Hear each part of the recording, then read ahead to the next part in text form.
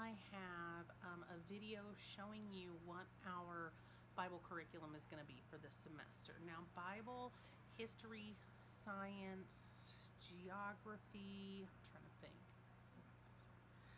art and music and health, all of those things, we do those as a family. I have a 9-year-old, 7.5-year-old, and a 6-year-old. Now, our 6-year-old will participate in some of those things, but sometimes he just gets bored and goes upstairs to play, and that's fine because he's 6, and I'm not going to force him to sit there. It would just, we wouldn't be able to get anything done. And I was going to make one big video of all of our family curriculum or family subjects, but when I tried to do that, the video was like pushing 30 minutes, and I know that it's really hard for me to watch YouTube videos, especially during the day if my kids are, up and moving around, and 30 minutes is a long time to kind of like sneak away and watch something. I can usually do some like quick, like 10 to maybe 20-minute videos, but I know that sometimes it's just a lot easier to have some small quick videos, and I know sometimes people are looking for specific things, so videos on a certain subject, and so if you do a video with all these subjects together, sometimes they're looking at stuff that they don't want to, just to get to the stuff they do want to see. So I figured I would do this kind of just in small videos. So this video is going to be over my Bible curriculum. So if you are interested, stay tuned. Thanks. Okay, so we are going to get started with my Bible curriculum that I've chosen for our family for this year. And the first thing we always do before we start into the actual curriculum itself is our devotional. And so we are using the Indescribable devotional, and this is it's 100 devotions about God and science. So this is a really cool devotional because as I will show you, and there's the table of contents. So there are, let's see, 100 devotions. Yes. There's an introduction about it. There's different topics: space, earth, animals, and people. And so this is how each devotion is set up. There's a scripture to go over, then it talks, it gives the devotional itself. There's a little prayer, and then there's always a science fact. So for instance, on this one, it talks about how sloths are so slow that they move only about 6.5 feet per minute. Even their tummies are slow, taking an average of 16 days to digest twigs, fruits, leaves, bugs, lizards, and birds that they eat. And they spend almost their entire lives hanging upside down in the trees, coming down only once a week or so to poop, which my kids obviously thought that was hilarious. But it's neat. My kids really get excited to hear about the really neat science fact, and it ties it all in to God. Like in the devotional, it talks about the octopus down here, and so it talks about the octopus within the devotional and how wonderful and amazing God is that he made all of these things. And so this is a really fun devotional, so we have enjoyed this a whole lot. And then we are doing Grapevine Studies, Old Testament, Part 1, Creation to Jacob. So this is the stick figuring through the Bible. So basically, you, whichever topic in the Bible you choose, they do have Old Testament, they have New Testament, and then they have character studies. So like over Ruth and Esther, it's just whatever you choose. But how you do this is you read part of the scripture for that day, and then you draw, using stick figures, you draw a picture of that. So you're not only just reading and talking about it, but they're drawing it, which the three of those things combined helps it to kind of stick in their brains a little bit more and helps them to understand it. And so this is the teacher guide, and I bought the printable or the PDF version. I think last time we tried this a few years ago, and my kids were still a little too little for it, but we had bought the print version, and so this time I bought the PDF version, and I just had it bound at Office Depot. And so you've got the table of contents, the mission, the teaching method, their statement of faith, teacher goals, teacher and student supply list, talking about the multi-level books, because this one, so this is the master. I have bought the early elementary ones, but they have ones for older kids. So there's the daily schedule, before class, and then teaching the lessons, teaching the timeline review page. So it goes through everything. It talks about the teacher lesson pages, the student lesson pages, you know, drawing review for elementary and early elementary. Then there's a quest page for middle school, which obviously we don't do because I don't have middle schoolers. Then the section review and the final review. Now, the way they have it set up is they have, like, you know, a lesson actually covers quite a bit. So the very first lesson is the timelines for the whole creation to Jacob. So the way that we started this is the first stories obviously start in the beginning, and so we go through creation and Adam and Eve.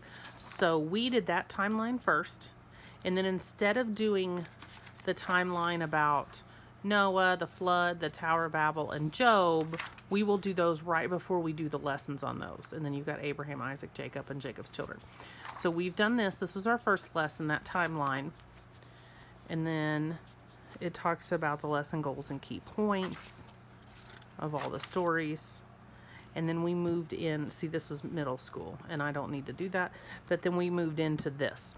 So I do this, we do as many as I think the kids will sit for each day, because I know if I just have them keep drawing the figures, it's going to, they're just going to be drawing them there to get it done. You know, they're not going to be really engaged.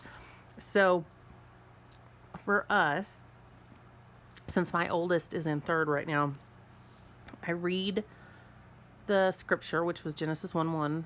I read the description or the discussion here, and then it says, have the children draw this. And then it talks about day 1 in the scripture.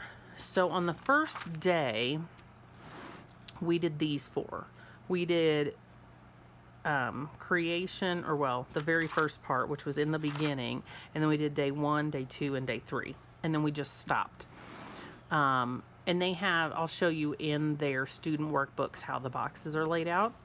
And then the next day we did day 4, 5, 6, and then the day of rest. And then I asked them, there's some like lesson review questions. Now down here, they do have these scriptures. Well, these aren't the scriptures. They can look up these following words in the Bible dictionary. We didn't do that because we're not at that point, but if you had some older elementary kids, that would be perfect. And then, so like I said, we did this, and I orally asked them these questions.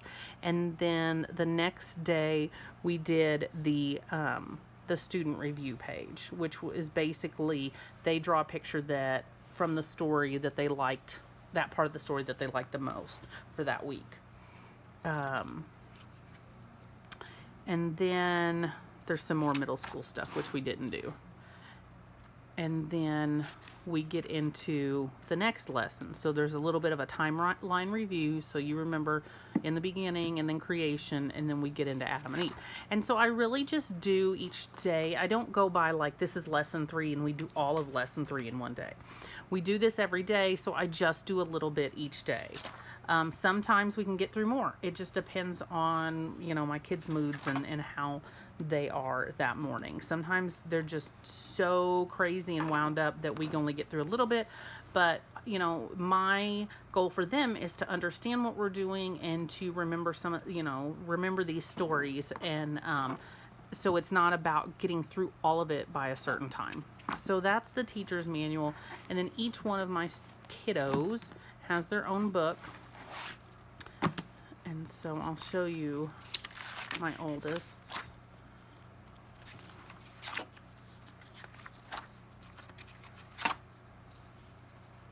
So there are all these different stories over here. Creation, Adam and Eve, the fall, Noah and the flood, Tower of Babel.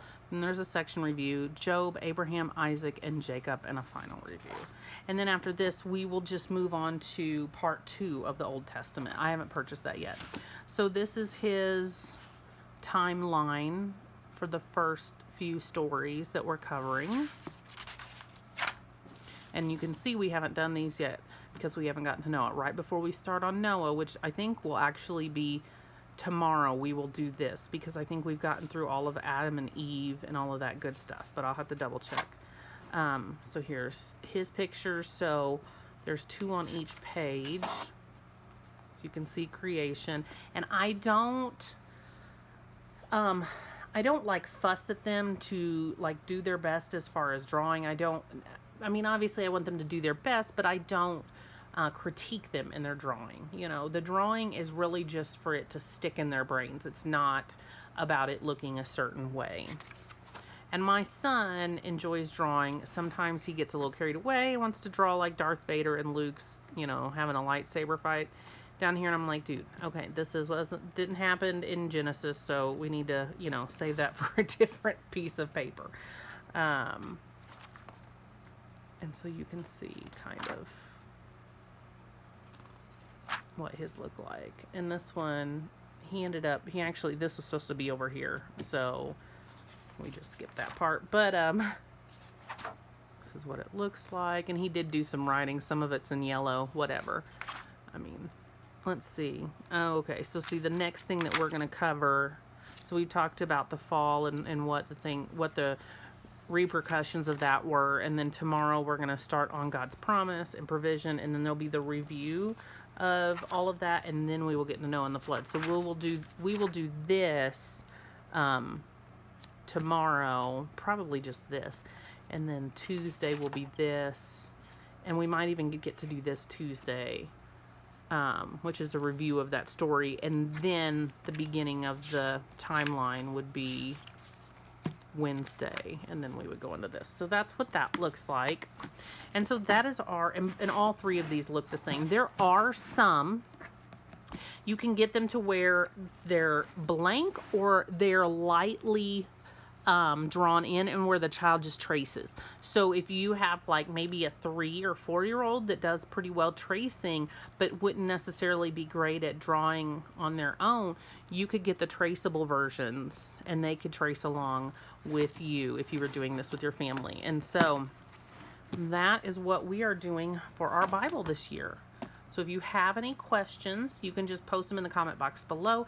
If you haven't subscribed, hit the subscribe button.